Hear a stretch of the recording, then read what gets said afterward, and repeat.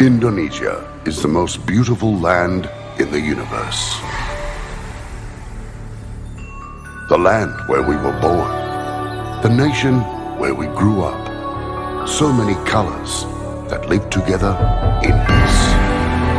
With a million timeless treasures. With an abundance of natural wealth. Indonesia is not just wonderful. Indonesia is a wonderland. Kota baru gunungnya Bamega, Bamega.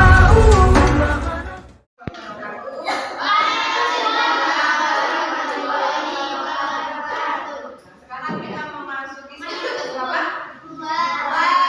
Kedua. Di semester kedua ini kita membuat kesepakatan kelas yang digunakan untuk satu semester ke depan, ya. Kesepakatan kelas ditulis sesuai dengan kesepakatan nanti yang kita sepakati di sekolah. Jadi masing-masing menulis satu di sticky note ini, ya, menulis kesepakatan kelasnya, misalkan bahkan tidak boleh terlambat kayak kemarin. Ya, kita buat kesepakatan lagi untuk satu semester ke depan, biar tidak ono sing grup-grupan itu seperti itu. Nah, tuh nanti saya akan tulis di situ, ditulis menggunakan ballpoint. Kalian sudah dibagi sticky note-nya satu-satu. Sekarang boleh dikerjakan.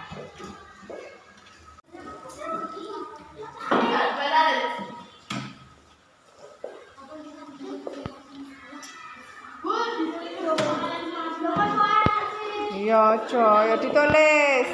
Ayo ditulis kesepakatan kelasnya sesuai dengan nanti kita bacakan bersama-sama di depan. Sekarang kesepakatan kelas sudah ditulis semua. Kita tanyakan di papan. Ayo didapatkan, boleh maju ke depan. Didapatkan di sini. Ayo didapatkan. Nah, nanti kita. Ya, ayo. Ya, sudah.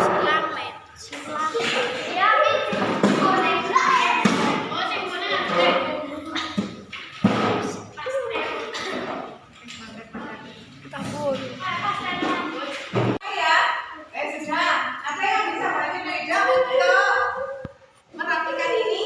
Maju ke depan. Satu anak untuk merapikan. Boleh belajar. Ayo. Ayo Ika, maju ke depan Kak. Ayo, ayo. Ayo, nggak apa-apa ayo. Dirapikan, dibaca, disesuaikan dengan itunya. Kameramen, sambut membaca. Maju.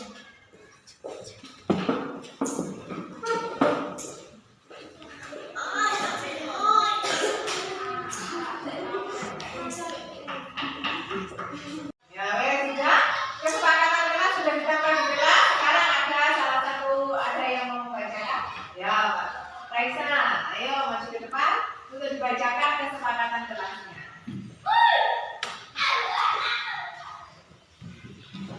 Ya ini, ayo dibaca mulai dari sini ya. Satu saja.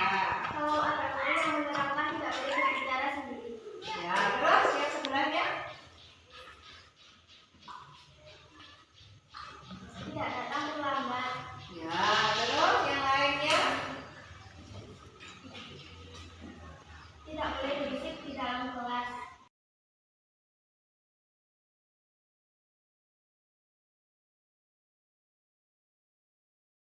Bismillahirrahmanirrahim. Assalamualaikum warahmatullahi wabarakatuh. Waalaikumsalam warahmatullahi wabarakatuh. Alhamdulillahirabbil alamin wassalatu wassalamu ala mursalin wa ala alihi washabihi ajmain amma ba'du.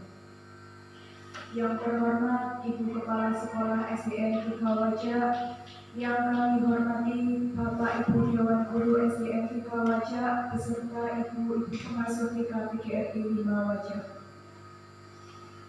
Pertama-tama marilah kita haturkan puji syukur kehadirat Allah Subhanahu wa taala yang senantiasa selalu melimpahkan rahmat, taufik, hidayah serta inayahnya terhadap kita semua.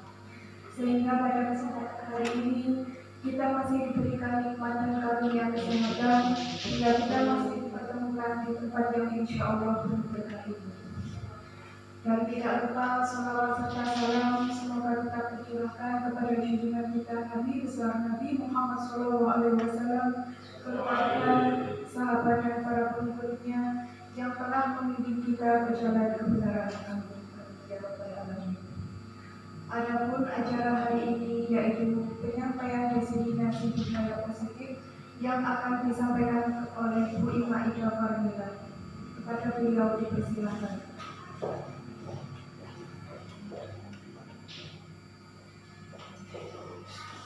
Terima kasih. Assalamualaikum warahmatullahi wabarakatuh. Kepada yang terhormat Ibu Kepala Sekolah SDN 3 Wajah, kepada yang terhormat rekan-rekan guru SD Negeri 3 Wajah, dan kepada yang terhormat guru TK PGRI 5 Wajah. Pertama-tama marilah kita haturkan puji syukur kehadirat Allah Subhanahu wa Ta'ala, karena atas berkah dan rahmatnya kita bisa berkumpul pada hari ini dalam keadaan sehat walafiat. Salawat serta salam tetap tercurahkan kepada junjungan kita Nabi besar Muhammad SAW beserta para pengikut dan sahabat-sahabatnya. Di sini saya selaku CKP Angkatan 7 dari SD Negeri 3 Wajah akan menyampaikan budaya positif, aksi nyata penyebaran pemahaman dan pengalaman penerapan budaya positif untuk rekan-rekan guru di sekolah saya.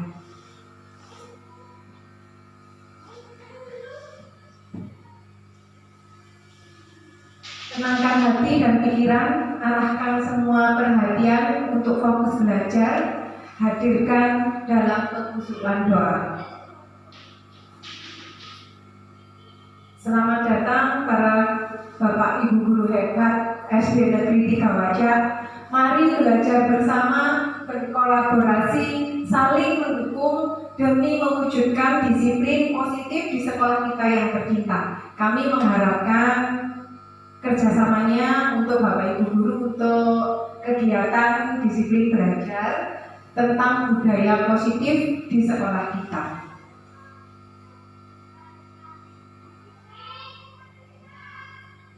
Konsep utama budaya positif yaitu yang pertama perubahan paradigma belajar siswa, yang kedua disiplin positif.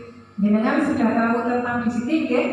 Setiap hari kita sudah melaksanakan disiplin, berangkat pagi, terus masuk secara sesuai dengan jamnya, kayak gitu, memakai seragam yang lengkap, itu termasuk disiplin positif. Yang kedua, disiplin positif juga termasuk kebutuhan dasar manusia. Selain itu juga merupakan motivasi perilaku manusia.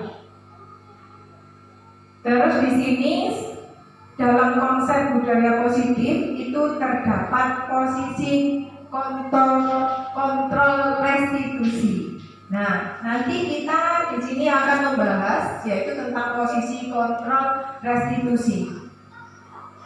Dan yang terakhir yaitu segitiga restitusi. Nah, untuk konsep utama budaya positif itu kita harus mempunyai posisi kontrol sebagai guru. Biasanya kita sebagai manajer di sini yang memberi arahan kepada anak-anaknya. Dalam budaya positif tersebut, untuk menentukan budaya positif kita memerlukan segitiga restitusi. Nanti kita bahas di belakang. Setelah itu pembelajaran dengan paradigma baru. Nah, kita sekarang sudah 2023, kita sudah mengikuti implementasi kurikulum 13. Ya, di sini pembelajaran dengan paradigma baru yaitu pembelajaran dengan rancangan pembelajaran yang terdiferensiasi sesuai dengan kebutuhan dari tiap tahap perkembangan untuk mewujudkan profil pelajar pelajar Pancasila. Bapak Ibu guru semuanya sudah tahu nggih, profil pelajar Pancasila itu apa mawon? Di situ kita sudah lihat, monggo wonten yang tahu? Beriman dan bertakwa kepada Tuhan Yang Maha Esa, kebinekaan global, bergotong royong, kreatif, bernalar kritis, dan mandiri. Nah, nanti kita di sini menumbuhkan profil pelajar Pancasila itu di sekolah kita bersama-sama. Seterusnya di sini ada disiplin positif. Disiplin positif yang saya ketahui di modul 1.4 yang saya pelajari. Disiplin positif itu dari teori kontrol, yaitu dari Dr. William Geiser, itu terdiri dari 4, dibagi menjadi 4, yaitu Anda tidak bisa mengontrol orang lain, hanya Anda sendiri yang bisa mengontrol diri Anda. Kita tidak bisa dikontrol oleh orang lain, yang bisa mengontrol diri kita sendiri. Misalnya kita disuruh menggenggam tangan seperti ini. Kalau misalkan kita tidak mau membuka, itu kan tergantung diri kita sendiri. Misalkan disuruh orang lain suruh membukakan tangan, kalau kita tidak mau, berarti itu tergantung diri kita sendiri. Berarti kita bisa mengontrol orang lain, hanya kita sendiri yang bisa mengontrol. Yang kedua yaitu makna dari disiplin. Belajar kontrol diri dengan menggali potensi kita agar tercapai tujuan yang mulia, yaitu sesuatu menjadi seseorang yang kita inginkan berdasarkan nilai-nilai yang kita hargai. Nah, yang kedua dari teori kontrol menurut Dr. William Geiser, yaitu semua perilaku itu memiliki tujuan. Sesuatu perilaku memiliki tujuan, yaitu sesuai dengan teori motivasi. Nah, motivasi itu sendiri terdapat 2 motivasi, yaitu motivasi secara ekstrinsik dan motivasi secara intrinsik. Motivasi secara ekstrinsik itu untuk menghindari hukuman. Nah, cara menghindari hukuman itu seperti apa? Biasanya kita kan masih sering menghukum anak-anak secara tidak langsung deh. Kalau misalkan anak-anak membuat kesalahan seperti itu. Yang kedua, untuk mendapatkan imbalan. Kalau mendapatkan imbalan itu biasanya kadang-kadang kita suka memberi hadiah kepada anak-anak. Dan yang motivasi intrinsik yaitu untuk menghargai diri sendiri, nilai-nilai kebijakan dan keyakinan kelas. Nah, di sini untuk motivasi intrinsik itu yang harus ada yaitu keyakinan kelas. Setelah itu teori kontrol yang ketiga yaitu model berpikir menang-menang, kolaborasi dan konsensus menciptakan pilihan-pilihan. Nah, di sini ada 5 posisi kontrol. 5 posisi kontrol yang dimiliki oleh seorang guru. Yang pertama yaitu penghukum. Biasanya Bapak Ibu guru pernah menghukum siswa-siswanya.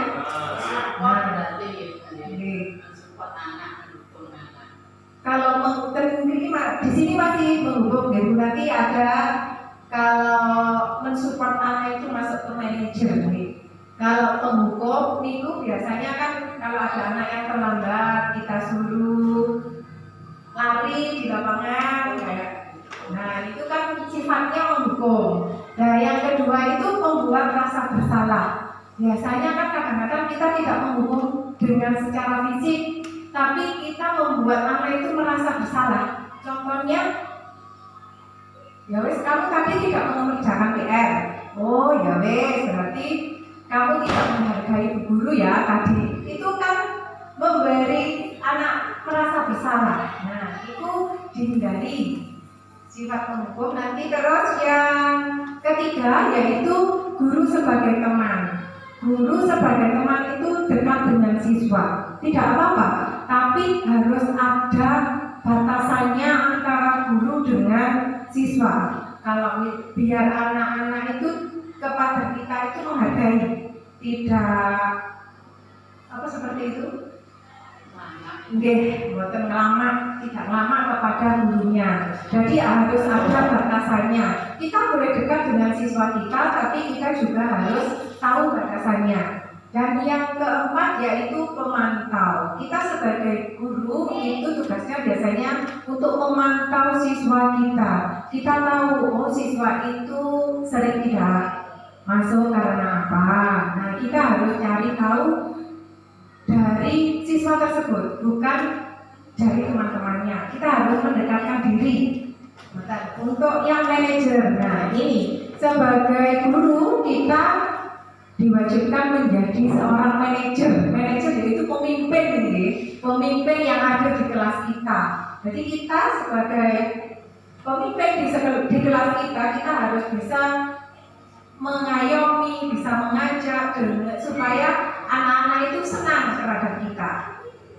Terus yang ketiga dari model berpikir ini nanti kita bisa mewujudkan dengan segitiga restitusi, yaitu menstabilkan identitas, validasi kebutuhan, dan menanyakan keyakinan. Sekarang yang keempat yaitu realitas kebutuhan kita itu berbeda-beda. Kita berusaha memahami pandangan orang lain tentang dunia. Setiap orang itu memiliki, nah di sini ada 5 kebutuhan dasar manusia. 5 kebutuhan dasar manusia terdiri dari penguasaan, kasih sayang dan rasa diterima, kesenangan dan kebebasan. Ada yang tahu gimana disiplin positif? Dalam budaya kita, makna disiplin itu dimaknai sesuatu yang dilakukan seseorang kepada orang lain untuk mendapatkan kepatuhan kita, cenderung menghubungkan kata disiplin dengan ketidaknyamanan. Bisa mengerti ya? Kadang-kadang dengan disiplin itu kita kan tidak nyaman ya, karena kita harus disuruh berangkat lebih pagi, kayak gitu. Aturan-aturan disiplin kan seperti itu, bisa membuat ketidaknyamanan. Yang kedua, sebagai pendidik kita, tujuannya kita adalah menciptakan murid-murid yang memiliki disiplin diri, sehingga mereka bisa berperilaku dengan mengacu pada nilai kebajikan universal dan memiliki motivasi intrinsik bukan ekstrinsik. Wow, okay. Kalau insya Allah kalau kita bisa mengajak anak-anak dengan memiliki motivasi intrinsik, nanti kedepannya karakter anak-anak kita jauh lebih bagus daripada anak-anak yang sekarang. Kita sudah banyak pengalaman ya, kita sudah jadi guru berapa tahun. Kadang-kadang kalau lewat itu masih banyak siswa kita sama kita tidak menegur, gitu betul. Nah itu karena penanaman kebajikan motivasi intrinsiknya itu masih belum mengena. Yang kita harapkan itu sampai nanti dia sudah keluar ke kita, itu dia masih ingat kalau kita itu gurunya. Berarti disiplinnya dari diri sendiri, bukan karena dari orang lain. Kalau dari kita kan kadang-kadang kalau masih kelas, masih sekolah di sini, ke kita masih anaknya masih sopan. Nah, tapi kalau sudah bukan siswa kita, anaknya sudah berubah. Itu harapannya. Dan disiplin positif merupakan salah satu cara menerapkan disiplin yang bertujuan untuk menumbuhkan kesadaran murid untuk melawan sesuatu tanpa sogokan, ancaman atau hukuman. Diharapkan kepada siswa itu kita menerapkan disiplinnya tidak usah dari sogokan, ancaman ataupun hukuman. Misalkan dikasih hadiah itu juga nggak begitu baik. Dikasih hukuman yang tidak sesuai dengan apa yang dilakukannya itu tidak begitu baik. Kebutuhan dasar manusia itu ada 5, yaitu yang pertama kebutuhan hidup, yang kedua kasih sayang dan rasa diterima, yang ketiga penguasaan, yang keempat kebebasan, yang kelima kesenangan. motivasi perilaku manusia. Motivasi perilaku merupakan dorongan yang timbul pada diri seseorang secara sadar atau tidak sadar untuk melakukan suatu tindakan dengan tujuan tertentu. Nah, yang di sini untuk menghindari ketidaknyamanan dan hukuman. Nah, di sini kadang-kadang kita masih banyak peristiwa yang menghindari ketidaknyamanan dan hukuman. Murid melakukan disiplin diri karena ia takut dihukum. Ini merupakan motivasi ekstrinsik, ya. Karena murid itu berangkat pagi karena kemarin itu sudah dihukum sama gurunya. Soalnya berangkatnya agak siang. Nah, dia dengan terpaksa. Yang kedua yaitu mendapatkan imbalan atau penghargaan dari orang lain. Nah, di sini murid melakukan disiplin karena ia ingin mendapatkan imbalan, termasuk motivasi ekstrinsik. Berarti kalau aku masuk pagi, aku pasti sama Pak Guru dikasih hadiah, seperti itu. Kan dia mengharapkan imbalan. Yang ketiga yaitu menghargai nilai-nilai kebajikan diri sendiri. Nah, murid melakukan disiplin diri karena sadar akan kebajikan dirinya. Ini merupakan motivasi intrinsik. Jadi kesadaran disiplin itu dari dirinya sendiri, bukan karena dari kita, bukan karena disuruh oleh kita. Konsep disiplin dengan identitas Haskell. Nah, di sini ada hukuman. Hukuman itu kalau misalkan jenengan dulu pernah sekolah, kalau mendapatkan hukuman menyakitkan apa enggak ya? Nah, menyakitkan. Kalau kita mendapatkan hukuman itu menyakitkan, tidak nyaman. Murid itu takut sama kita. Ya, terus murid itu menyembunyikan kesalahan. Murid merasa rendah diri. Nah, diharapkan kita itu tidak menganggap siswa kita kalau kita hukum itu menjadi seperti ini. Dia kan merasa disakiti, merasa tidak nyaman, tidak mau sekolah karena guru saya seperti itu. Nah, itu kan membuat dia tidak nyaman. Kadang-kadang dia jarang masuk sekolah seperti itu. Di sini ada penghargaan. Nah, kalau penghargaan itu biasanya ada hadiah, gitu. Tidak efektif juga untuk karena kenapa? Karena bisa juga merusak, membuat iri temannya. Kalau misalkan anaknya pinter, ya, yang dapat hadiah itu saja. Nah, kalau seperti itu kan ada anak-anak yang tidak pernah dapat hadiah, yang tidak pernah nilainya bagus, tidak dapat hadiah, kan dia juga merasa iri. Nah, itu juga bisa menjadikan mematikan kreativitas anak. Kita tidak boleh mematikan kreativitas anak karena kita menekan. Kalau yang pintar itu saja, nanti yang dari itu. Yang padahal kadang-kadang satu kelas itu biarpun dia tidak pintar di akademik, ada kelebihan yang lainnya yang harus bisa kita gali. Menghukum dengan sistem ranking. Nah, menghukum dengan sistem ranking pun itu sekarang sudah tidak boleh. Ya, itu juga bisa menjadi iri dengan teman yang lain. Kan kadang-kadang yang dapatnya cuma itu saja. Nah, kita tidak boleh membuat seperti itu. Itu bisa juga merampas hak menghargai dirinya. Nah, sekarang ngantuk ya.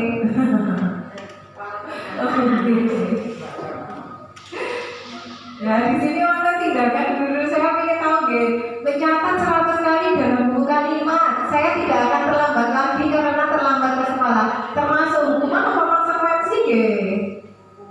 Termasuk apa? Hukuman. Ya, kalau yang kedua, lari mengelilingi lapangan basket 2 kali karena terlambat hari di sekolah, termasuk hukuman. Yang ketiga itu murid diminta untuk push up 15 kali, termasuk juga hukuman. Dan yang menggantikan kertas tugas teman yang telah dicoret-coret itu konsekuensi. Kenapa kok konsekuensi?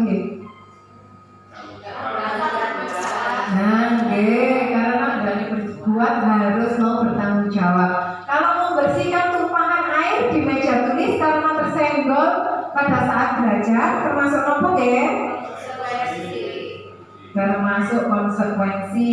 Kalau murid disuruh untuk mengenakan sepatu seharian di sekolah karena tidak mengenakan sepatu hitam, termasuk apa? Termasuk hukuman karena dia dihukum kan memakai sepatu terus. Sekarang lari mengelilingi lapangan basket 2 kali karena terlambat 10 menit untuk pelajaran PJOK, termasuk hukuman juga. Termasuk konsekuensi. Lari mengelilingi lapangan basket 2 kali karena terlambat 10 menit untuk pelajaran PJOK. Itu termasuk konsekuensi. Nah, di sini konsep disiplin itu dengan pendekatan restitusi, yaitu sesuai dengan konsekuensi. Konsekuensi yaitu penguatan langkah jangka pendek, perlu monitoring berkelanjutan, murid menghormati peraturan, dan kehilangan waktu untuk merenungi masalah. Itu konsekuensi. Sedangkan restitusinya, murid bertanggung jawab atas perilakunya dan murid fokus pada pemecahan masalah jangka panjang. Murid menghargai diri dan orang lain, teori kontrol dirinya, memegang kontrol diri pribadi, murid bersemangat memperbaiki kesalahan. Nah, di sini konsep disiplin dengan pendekatan restitusi. Kita menggunakan konsep yang restitusi, bukan konsekuensi. Diharapkan nanti siswa itu bisa bertanggung jawab atas perilakunya sendiri, bukan karena dorongan dari orang lain. Konsep disiplin pendekatan restitusi sebuah cara menanamkan disiplin positif pada murid. Pengertian restitusi yaitu proses menciptakan kondisi bagi murid untuk memperbaiki kesalahan mereka sehingga mereka bisa kembali pada kelompok mereka dengan karakter yang lebih kuat. Nah, di sini kita sebagai guru itu mendekati siswa, bukan memarahi. Kita mendekati siswa, misalkan ada yang sering tidak masuk, kenapa? Kita cari masalahnya dengan siswa tersebut dengan pendekatan secara pribadi. Ciri-ciri restitusi yaitu bukan menebus kesalahan, namun belajar dari kesalahan. Nah, siswa tersebut tidak menebus kesalahan karena tadi terlambat, tapi dia belajar dengan ikhlas menerimanya.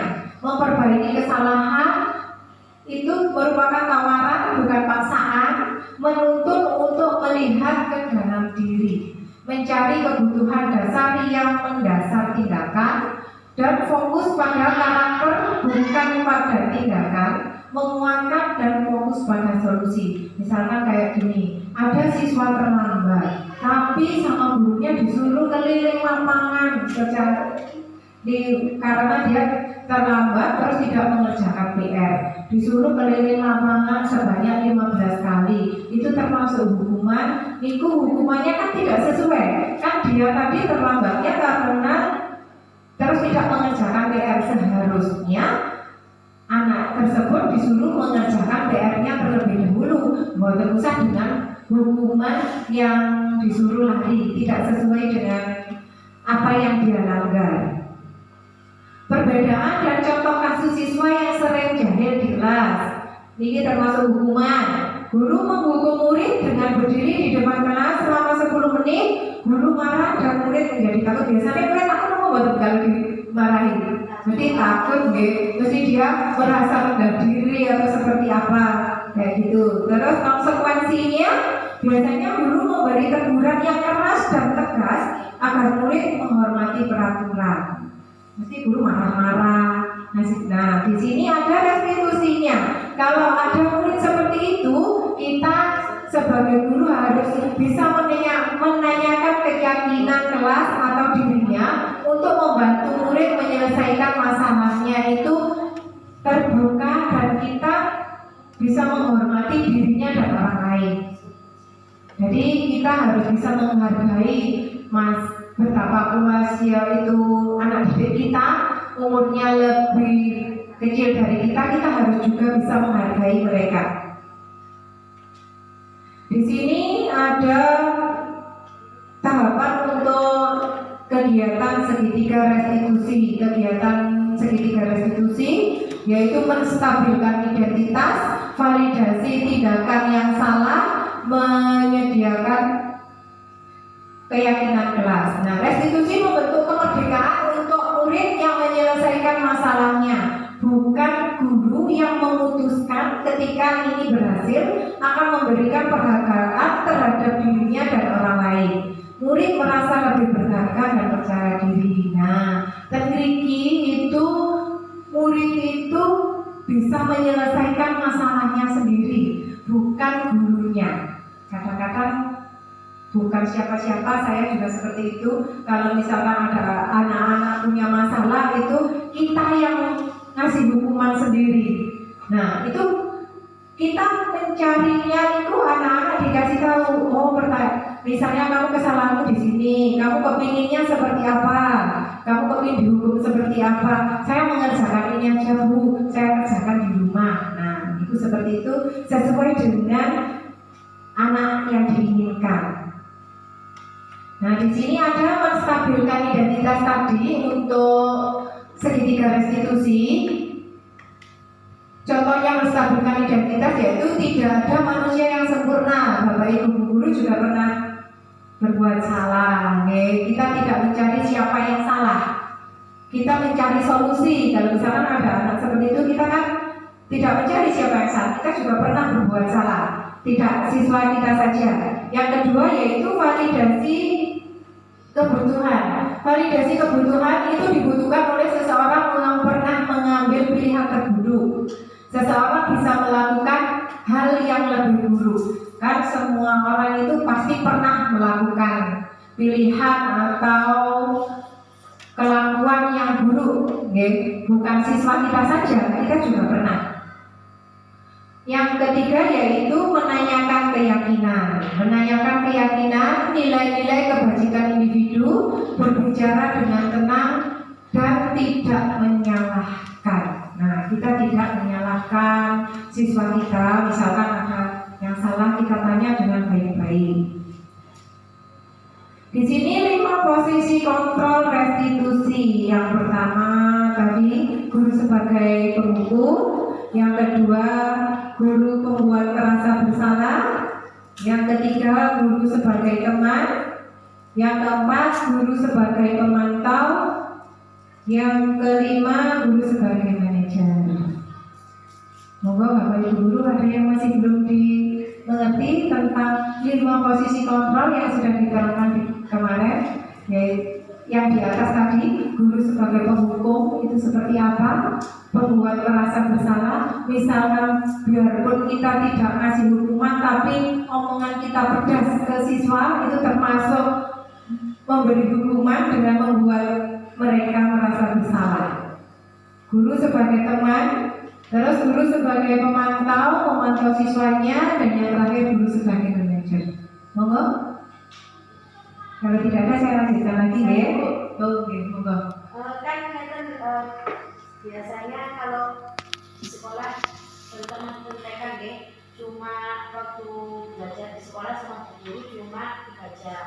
Ya, nah untuk pembiasaan disiplin diri ini sih bagaimana caranya untuk lebih maksimal supaya di rumah juga bisa menerapkan seperti itu. Nah, dikasih contoh biasanya Bu ya. Dikasih contoh, misalkan kita kasih contoh sehari-hari di sekolah kita mengerjakan apa. Nah, nanti di sekolah secara tidak langsung nanti sama anaknya juga diterapkan di rumah. Dengan contoh gurunya. Kalau untuk anak TK kan harus dari contoh. Kalau tidak contoh dari gurunya itu kan tidak bisa. Kita ulangan berulang-ulang. Kita sampai tidak jemulah, kita lakukan berulang-ulang. Nanti insya Allah di rumah juga akan timbul dari dirinya sendiri. Nah, contoh penerapan 5 posisi kontrol yaitu siswa sering tidak memakai atribut lengkap, Nah, memiliki patuhi aturan sekolah lalu berdiri di depan barisan. Peran guru sebagai apa ya? Kalau kasusnya ada patuhi aturan sekolah lalu berdiri di depan kelas, berarti termasuk juga itu penghukum itu. itu termasuk menghukum. Kalau berapa kali bu guru harus memberitahu kamu, bu guru kecewa sama kamu. Nah, itu contohnya tadi, saya membuat merasa bersalah.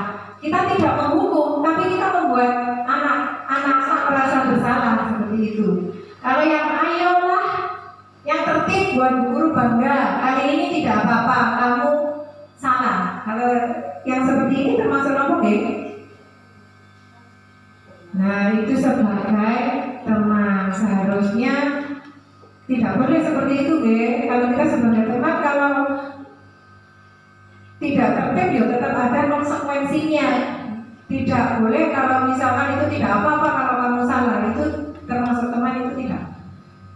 Dan yang ketiga, kamu sudah melanggar apa peraturan dan konsekuensinya, yaitu termasuk peran guru sebagai pemantau.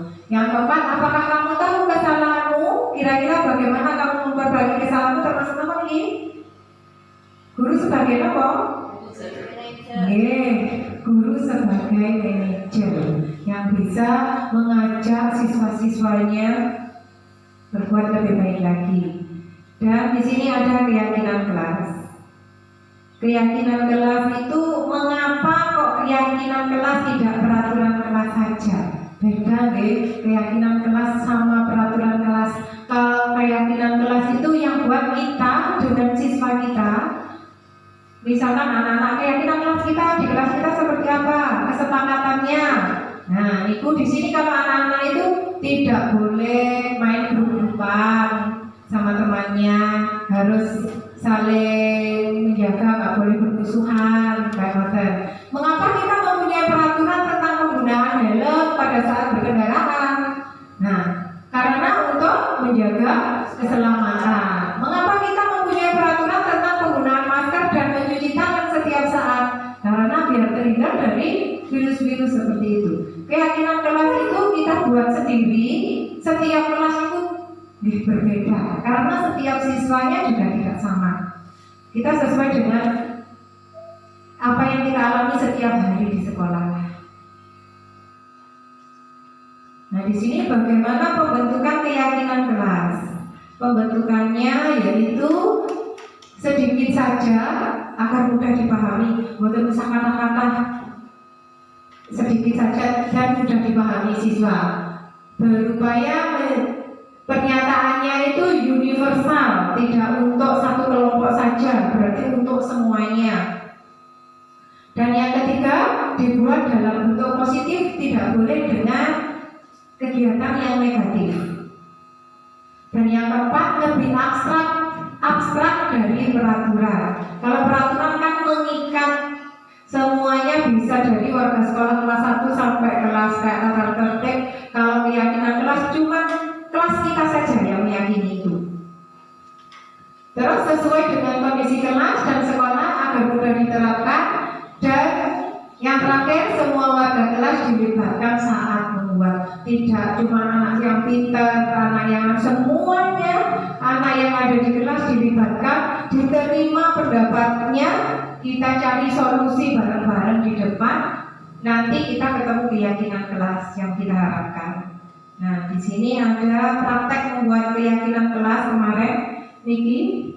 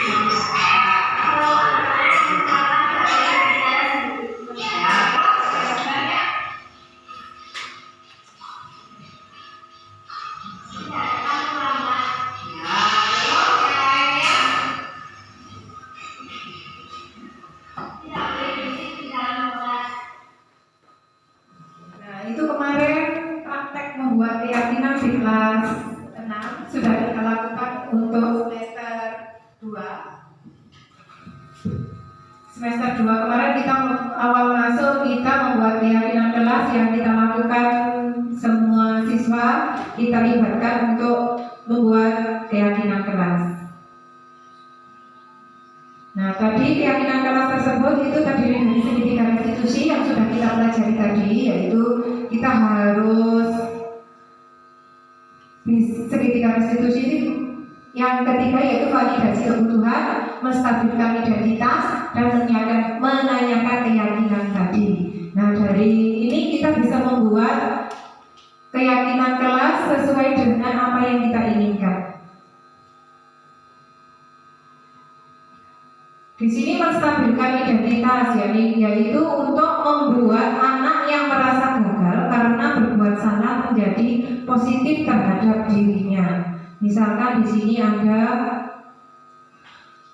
berbuat salah itu hal yang manusiawi, tidak ada manusia yang sempurna. Bapak Ibu juga pernah berbuat salah, okay? Kalau kita misalkan menerapkan ke siswa itu seperti itu, kan enggak.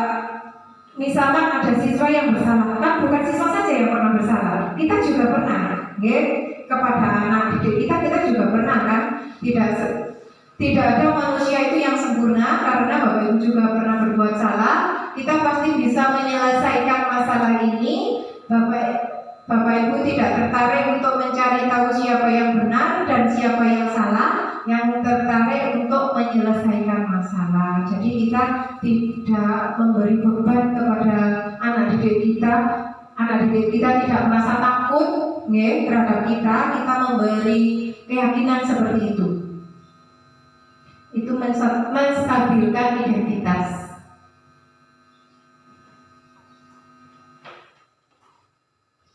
Yang kedua yaitu validasi kebutuhan. Validasi kebutuhan ini pada dasarnya setiap tindakan manusia tujuannya adalah memenuhi basic need, apakah itu power, freedom, atau and belong, fun, atau survival. Nah di sini biasanya kamu bisa saja melakukan hal yang lebih buruk, tapi kamu tidak melakukannya. Kamu pasti punya alasan mengapa melakukannya. Apa yang penting bagi kamu? Kamu boleh tetap berusaha menjaga sikap itu, tapi tambahkan sikap yang lain yang baru. Maukah kamu belajar secara lain untuk mendapatkan yang kamu butuhkan tanpa harus memukul? Apakah kamu bisa melakukan dengan lebih baik lagi? Yang selanjutnya yaitu menanyakan keyakinan. Nah, di sini untuk menanyakan keyakinan kelas itu anak melihat kesalahan yang dihubungkan dengan norma sosial dan nilai-nilai yang mendasari. Misalkan guru berkata, apa nilai yang kita percaya di kelas atau di sekolah kita? Nilai-nilai universal apa yang telah kita sepakati? Kelas yang ideal itu seperti apa? Nah, kita bisa menanyakan keyakinan kelas ini kepada siswa kita untuk mendapatkan keyakinan kelas yang akan kita lakukan di kelas kita.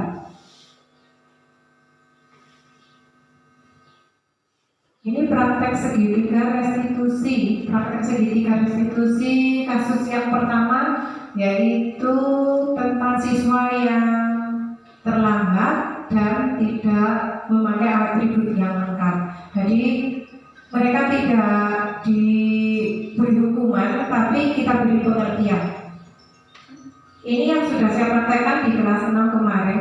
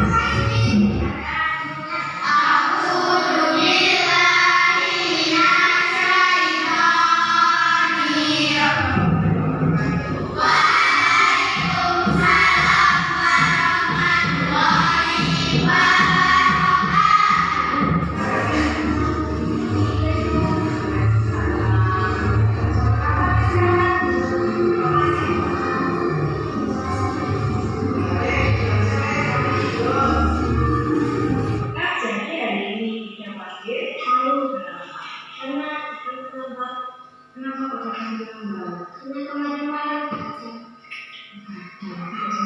Aku sudah semangat sih. Sama itu udah dimarahi. Itu termasuk kesalahan. Ya.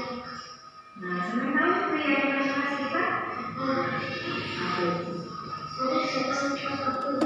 Nah, kalau tahu apa yang kamu lakukan untuk memenuhi itu? Itu harus ya, kalau itu berarti kamu besok harus 30 tahun lagi ya. Jadi sekarang bisa pulang.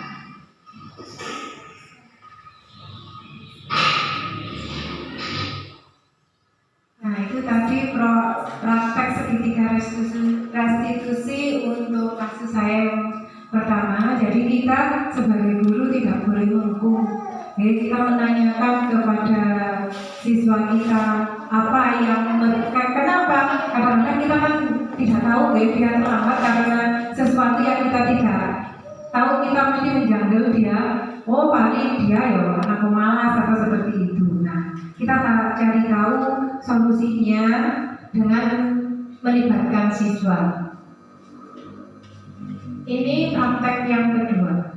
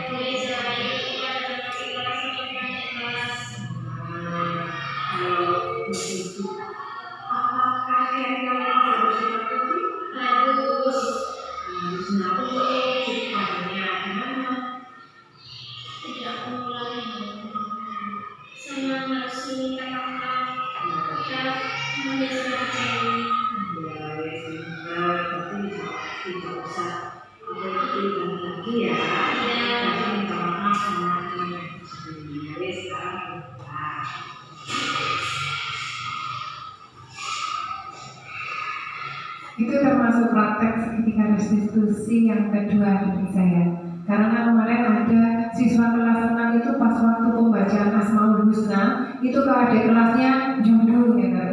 Nah saya pas lihat saya video. Jadi saya tidak memarahinya, saya pulang sekolah, saya memanggilnya. Dan yang kedua, kasus yang kedua itu di kelas itu suka membuli temannya. Nah itu saya panggil dia dengan baik-baik, saya tidak memarahinya dan dia nanti kan tidak merasa bersalah terlalu besar kayak gitu. Mungkin dia dengan seperti itu mungkin bisa lebih baik lagi, tidak dilakukan lagi.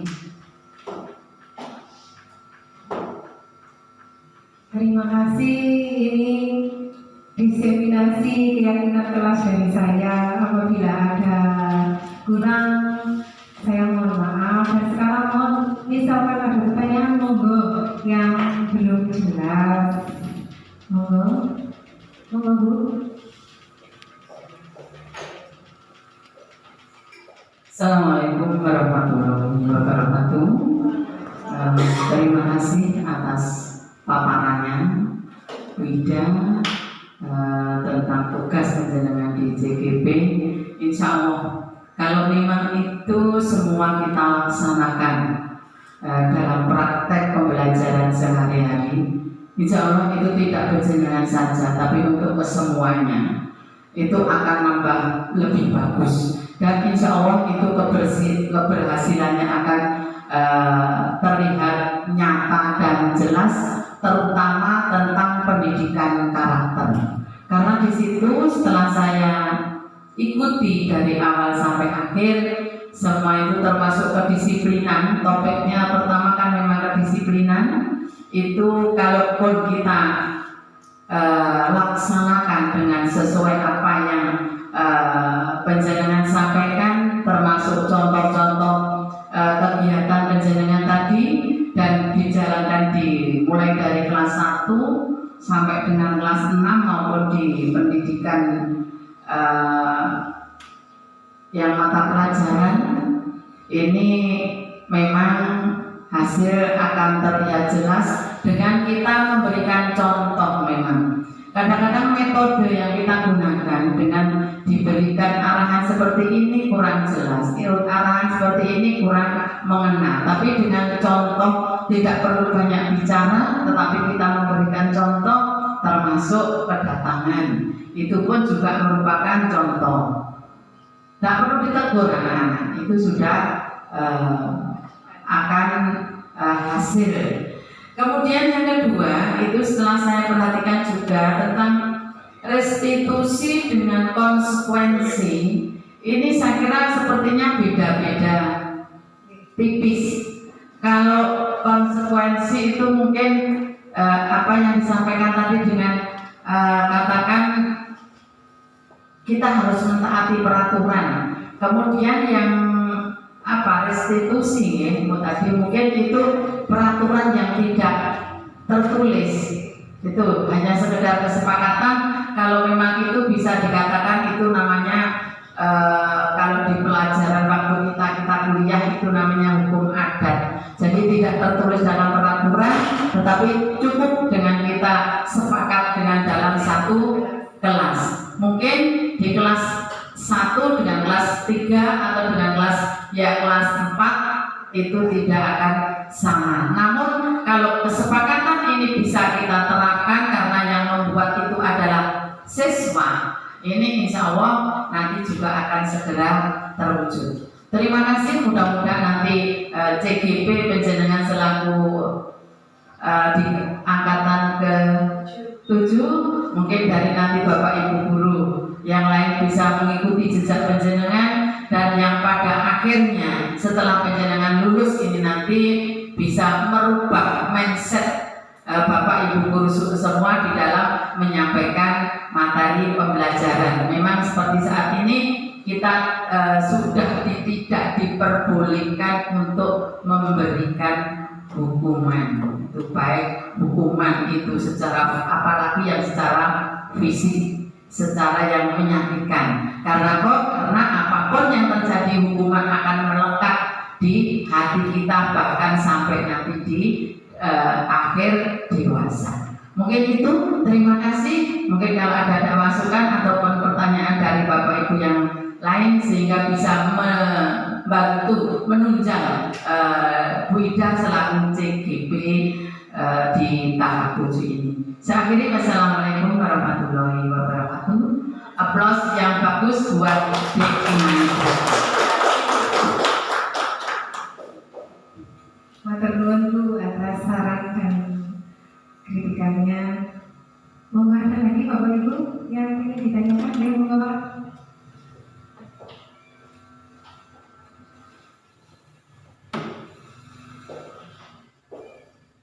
Assalamualaikum warahmatullahi wabarakatuh.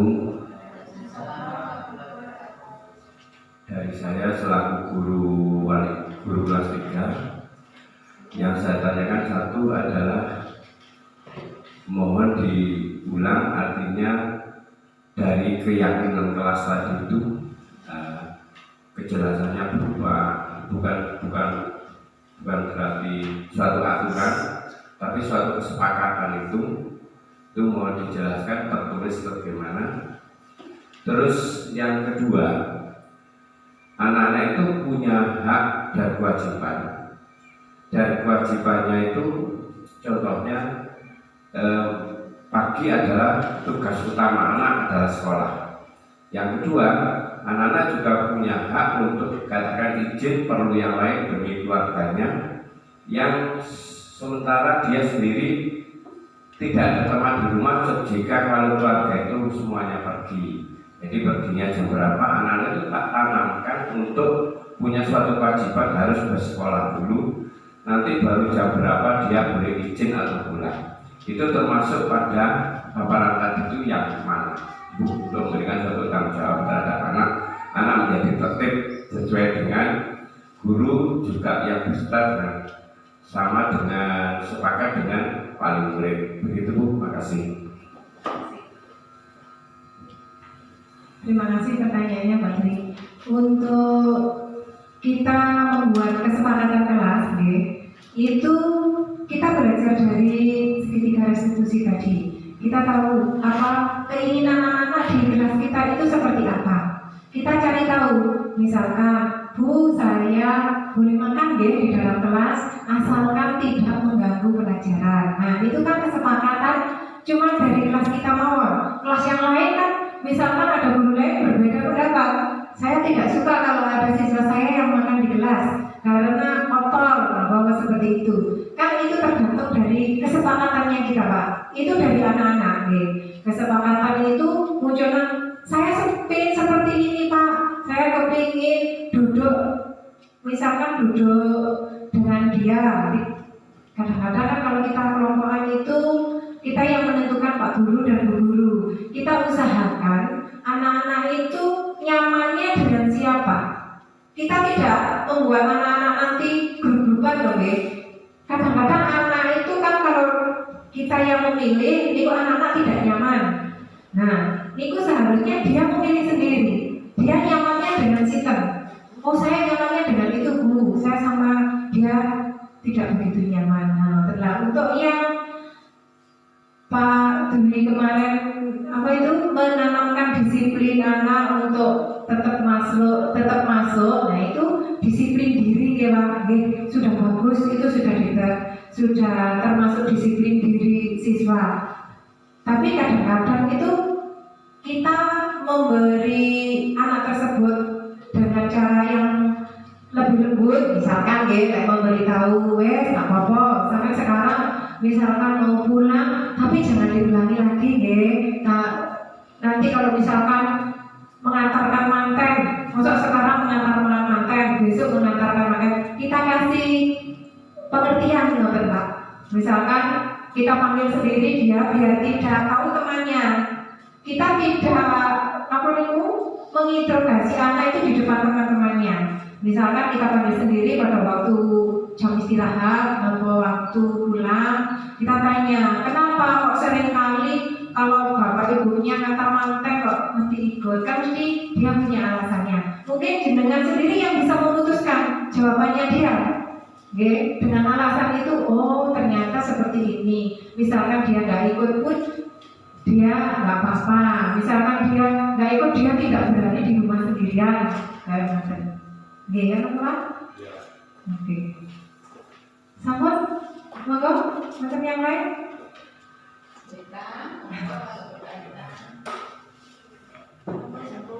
Oke, terima kasih, mohon maaf, terima kasih bimbingannya Bapak Ibu guru semua. Dengan sedikit ilmu, semoga bermanfaat dan bisa menjadi manfaat untuk sekolah kita.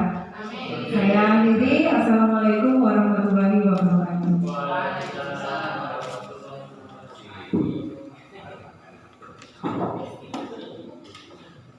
Terima kasih kepada Ibu Ima Ida Farmina atas segala materinya. Semoga bermanfaat bagi kita semua.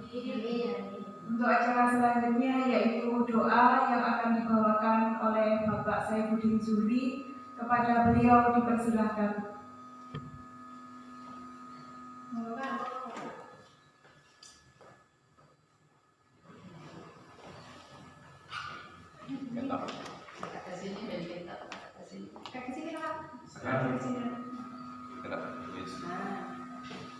Assalamualaikum warahmatullahi wabarakatuh. Waalaikumsalam warahmatullahi wabarakatuh.